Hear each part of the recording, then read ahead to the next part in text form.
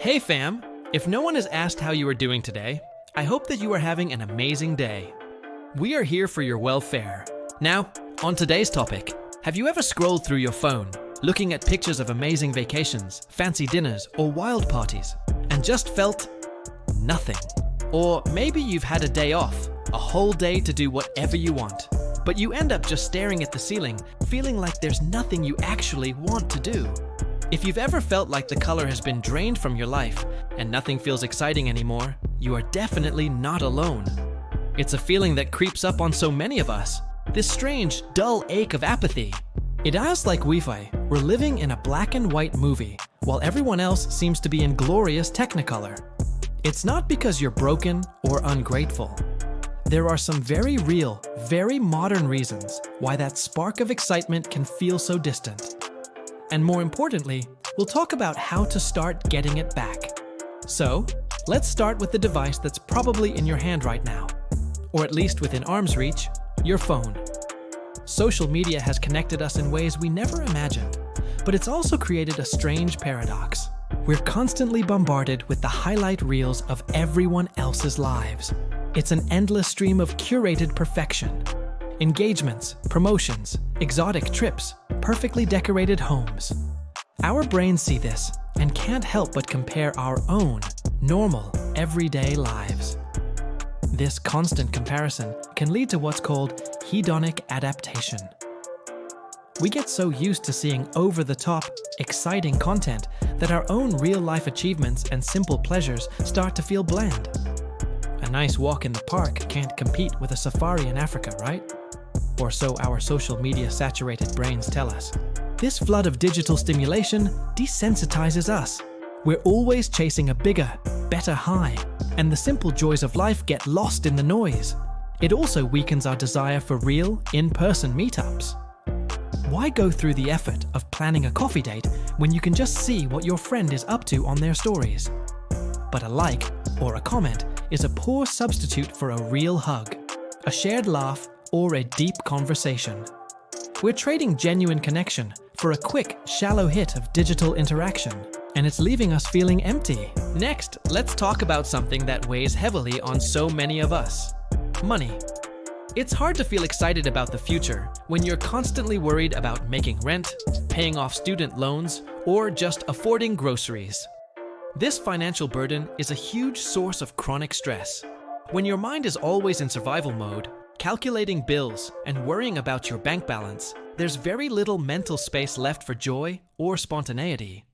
Fun starts to feel like an irresponsible luxury. You might see an ad for a concert or a weekend trip, and your first thought isn't, "Wow, that sounds amazing." But how much does that cost? This mindset slowly chips away at your ability to dream and plan for things that are purely for enjoyment. The pressure to earn more, save more, and be financially responsible can be so overwhelming that it suffocates our natural desire for adventure and new experiences. We get stuck in a cycle of work, sleep, and worry, and the very idea of excitement feels like it belongs to a different, wealthier world. It's a heavy weight to carry, and it definitely dulls the vibrant colors of life. This financial stress, combined with our busy schedules, also puts a huge strain on our friendships. Think about it. When was the last time you just hung out with your friends with no agenda? It's tough, right? We have so little free time. Our days are packed with work, commutes, errands, and maybe, if we're lucky, an hour or two to ourselves before we crash. Making plans becomes a logistical nightmare of comparing calendars and trying to find a 2-hour window 3 weeks from now. Friendships, the real deep kind, need time and shared experiences to thrive.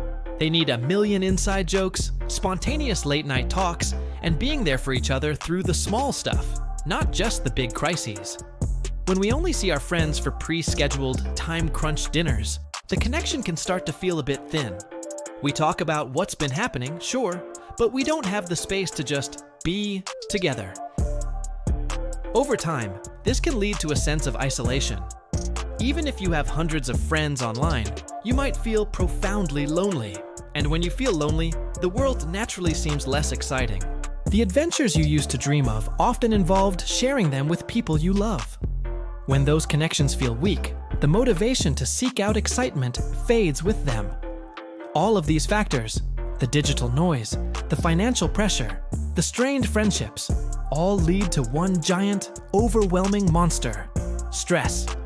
Not the "I have a big deadline" kind of stress, but a low-grade chronic stress that becomes the background music of our lives. Our bodies are constantly in a state of fight or flight. This keeps our cortisol levels, the stress hormone, consistently high. High cortisol doesn't just make you feel anxious. It physically and mentally drains you. It messes with your sleep, your mood, and your ability to focus. It's like trying to drive a car with the emergency brake always on. You're using up a ton of energy just to move a little bit. When you're in this state of chronic exhaustion, is it any wonder that nothing feels exciting? Your brain is too busy managing perceived threats and dealing with a constant feeling of being overwhelmed to have any capacity for joy, curiosity, or adventure. The idea of trying something new or going out feels less like a fun opportunity and more like just another exhausting task to add to your never-ending to-do list. Your survival instinct is telling you to conserve energy, not to go out and seek thrills. And finally, let's look at the fuel we're putting into our bodies. When we're stressed and tired, what do we reach for? Often it's quick, easy, processed food. Sugary snacks, greasy takeout, and caffeinated drinks become our go-to sources of energy. This is what's known as a poor diet. While these foods might give you a temporary boost, they lead to a crash later on and contribute to inflammation and mood swings. Our gut health is incredibly linked to our mental health. It's often called our second brain. A diet lacking in nutrients, vitamins, and minerals can directly impact our mood, making us feel sluggish, irritable, and unmotivated. Think about it. Your brain needs the right fuel to produce neurotransmitters like serotonin and dopamine, which are crucial for feelings of happiness and pleasure. If you're running on empty or on the wrong kind of fuel, your brain chemistry can get thrown out of whack. It's a vicious cycle. Stress makes you eat poorly, and eating poorly makes you feel more stressed and less capable of handling life. This physical depletion makes it almost impossible to muster the energy to be excited about anything. So here we are, feeling disconnected, broke, stressed, and running on fumes. It sounds pretty bleak, doesn't it? But here's the most important part of this whole conversation. Recognizing these things is the first step to changing them. It's not about blaming yourself. It's about understanding the systems and habits that are holding you back. So, what can we do? We can start small. You don't have to overhaul your entire life overnight. Maybe it starts with a dopamine detox. Try putting your phone away for a few hours and going for a walk without it. Notice the sky, the sounds, the feeling of the air. Let your brain reset. Instead of scrolling, pick up a book or listen to an album from start to finish. Resensitize yourself to simpler pleasures. When it comes to your finances, try to find one small free thing that brings you joy. Maybe it's visiting a local park, borrowing a book from the library, or trying a free community yoga class. Reclaim the idea that fun doesn't have to have a price tag. For your friendships, be the one to reach out. Don't just send a "how are you" text. Send a specific, low-pressure invitation. Hey, I'm going for a walk on Saturday morning.